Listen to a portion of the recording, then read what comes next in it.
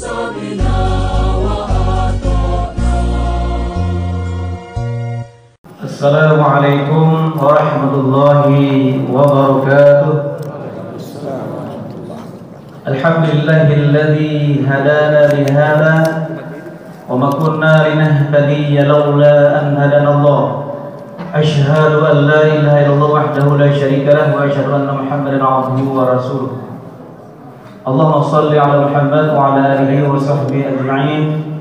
Rabbi shrah li sadri wa yassir li amri wahlul 'uqdatam min lisani yafqahu qawli. La haula wala quwwata illa billahil aliyyil azim.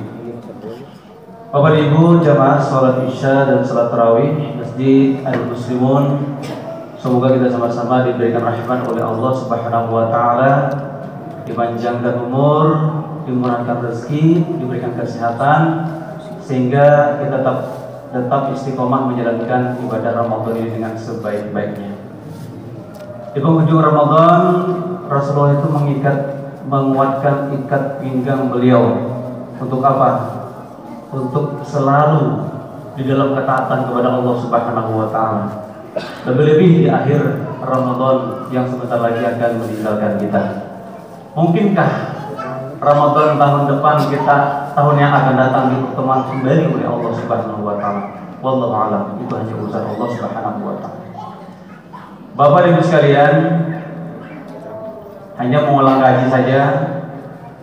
Mungkin Bapak sudah membaca di media sosial ataupun di buku-buku sejarah. Pada zaman Nabi Musa alaihissalam, Nabi Musa ini hidup selama 135 tahun. Sedangkan Nabi yang paling agung itu adalah Nabi Isa. Nabi Isa itu hanya 35 tahun diberikan oleh Allah. Nabi Muhammad 63, dan Nabi yang paling tua umurnya adalah Nabi Adam alaihissalam 950. Di zaman Nabi Musa itu ada sepasang suami istri yang hidupnya miskin, yang tak punya apa-apa, tidak punya harta, tidak punya kekayaan, tidak punya perniagaan, tapi keduanya tetap dalam ketaatan kepada Allah Subhanahu wa taala yang luar biasa. Biasanya kalau kita tadi kan hidup sudah miskin, sombong lagi. Banyak orang yang miskin sombong. Kenapa orang miskin sombong? Karena dia sombong kepada Allah. Sombong kepada Allah. Sudah kada sugih, penyembahnya kada. Jadi sering kita tuang beca kadang-kadang Allah Akbar. Tukang kayu itu kali mencari untuk sembahyang itu kali, untuk sholat itu kali. Kadang-kadang kita berikan masukan, Bapak, biar ini pegawai sehat, luar biasa. Coba Bang, sedikit tinggalkan waktu kepada Allah Subhanahu wa taala. Sebentar saja, biar tuh sehat, biar tuh kau makan, kau berjalan. Siapa yang memberi semua itu? Adalah Allah Subhanahu wa taala. Nah, maka sekalian, suami istri yang miskin di zaman Nabi Musa itu suatu ketika sedang duduk berduaan, berbicara sang istri kepada suaminya, wahai suamiku, maukah engkau mendatangi Nabi Musa alaihissalam untuk apa? Hai istriku, engkau mohon kepada Nabi Musa agar Nabi Musa itu datang kepada Allah, supaya kita ini diberikan rezeki oleh Allah, diberikan kekayaan oleh Allah Subhanahu wa taala, sehingga kita bisa berbagi kepada sesama. Lantas permintaan istri itu dikabulkan oleh suami. Datanglah suami itu kepada Nabi Musa alaihissalam. Datang kepada Musa, wahai Nabi Musa, aku ingin agar sampeyan itu datang kepada Allah. Tolong diberikanlah kami rezeki, berikanlah kami kekayaan, agar kami nanti ketika kami sugih, kami kaya, kami bisa berbagi kepada orang lain. Lantas datanglah Nabi Musa alaihissalam kepada Allah Subhanahu wa taala. Karena Nabi Musa bisa berbicara langsung dengan Allah. Datanglah kepada Allah Subhanahu wa taala. Wahai Tuhan, wahai Rabb, aku mohon kepada Engkau ya Allah, Engkau berikan rezeki, kekayaan kepada suami istri yang taat kepada Engkau dan hidupnya miskin, agar Kau berikan rezeki kepada mereka berdua. Lantas permohonan Nabi Musa itu dikabulkan oleh Allah. Wahai Nabi Musa, aku terima permintaan kau. Aku terima permintaan suami istri yang miskin tadi. Aku beri kekayaan. Cuman ada deadline-nya, ada waktunya. Aku hanya memberi waktu kekayaan, kesugihan itu hanya selama 1 tahun. Hanya 12 bulan atau 360 hari lebih. Sampaikanlah oleh Nabi Musa AS, wahai suami istri, aku sudah meminta kepada Allah dan Allah kabulkan. Tapi ingat, hanya selama 12 bulan, hanya selama 1 tahun. Lantas dengan bergembira mendengar apa yang sudah disampaikan oleh Nabi Musa. Akhirnya suami istri yang miskin tadi mendadak kaya raya, luar biasa kekayaannya. Lantas apa sekalian? Ketika Allah berikan kekayaan, berbagi mereka kepada sesama manusia, kepada sesama orang, ada orang musafir dan sebagainya. Mereka membangun tempat-tempat singgah, tempat-tempat ibadah, tempat pendidikan dan sebagainya, menggunakan kekayaan yang diberikan oleh Allah Subhanahu wa Ta'ala di berbagai penjuru negeri di Mesir pada saat itu. Tidak ada batasan ketika orang datang mampir singgah, selamanya diberikan makanan, kemudian dibiayai hidupnya. Tidak ada batasan bos sekalian. Akhirnya waktu berjalan sampai 12 bulan, sampai 1 tahun, terus berbagi. Kenapa? Nabi Musa heran.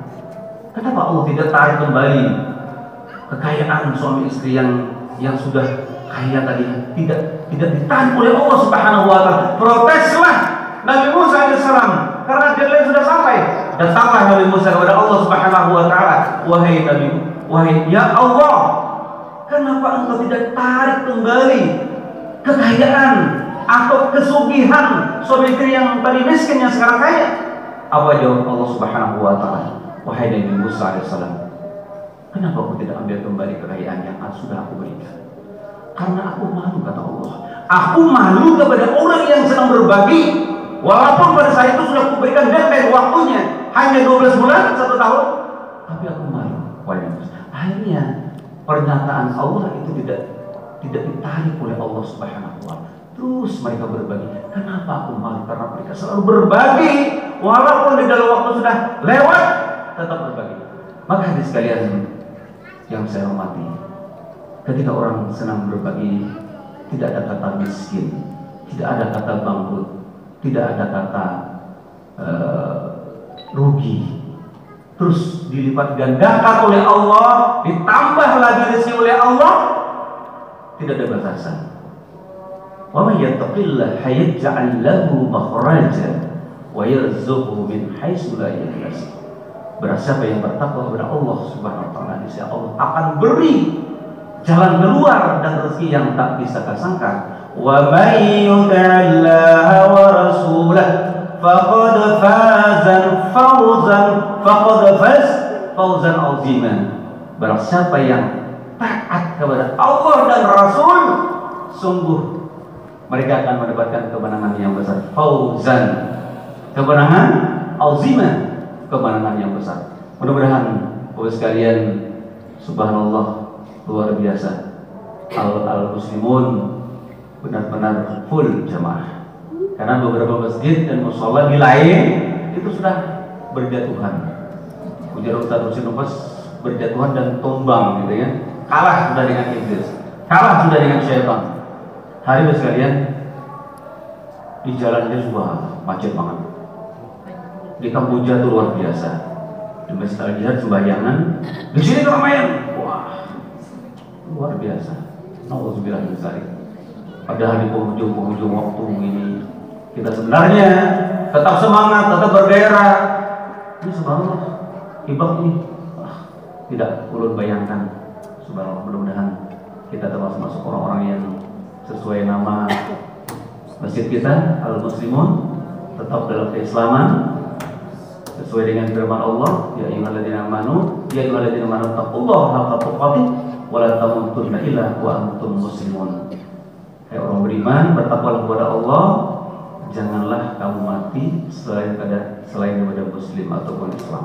Mudah-mudahan apa yang dapat saya sampaikan pada kesempatan kali ini dan ulun lagi menyampaikan kepada sekalian sebelum saya tutup, puasa nanti lanjutkan kembali, bukan hanya Ramadan. Tanggal 2 lanjutkan dengan puasa Syawal atau puasa 6 hari di bulan Syawal. Man shoma Ramadan summa atbashatan min Syawal kana qasyamat dahar.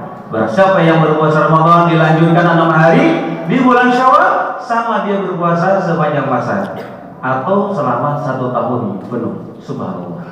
Jadi kalau ada qadha hutang kepada Allah, Ramadan ada bolong, bayar hutang. Takut nanti kita keburu dipanggil oleh Allah, keburu kita wafat.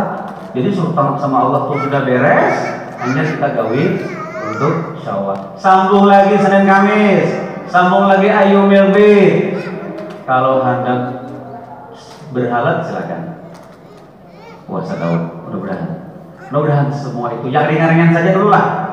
Puasa Senin Kamis, kemudian Ayyumil Bid, yang Syawal jangan sampai lupa, jangan sampai ketinggalan rugi kita dalam hidup kita ini. Apalagi kita menggunakan sisa-sisa umur kita. Semakin hari umur kita ini bukan ya seusia pertama, tapi kesempatan hidup kita itu semakin hari semakin berkurang. Hari ini anom-anom meninggal di Masjid Al-Jihad. Kemarin berpikir ada 22, 33, ada sampai 50. Termasuk anak ulun kan belum 23.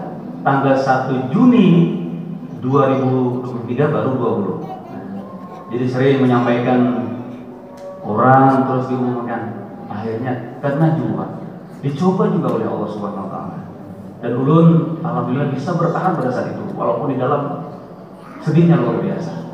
Jadi bisa menyampaikan sambutan, mengimami sampai di pemakaman. Pas kemarin ada umur 24, wah kawan orang umur 24 teringat anak ulun. Jadi semacam 22 kemarin ada juga. Jadi kadang-kadang kalau kita ikut sholat berjamaah itu sholat jenazah sebagai warning juga bagi kita, mengingatkan kepada kita. Suatu saat kita seperti yang di depan itu, yang di depan di keranda hijau.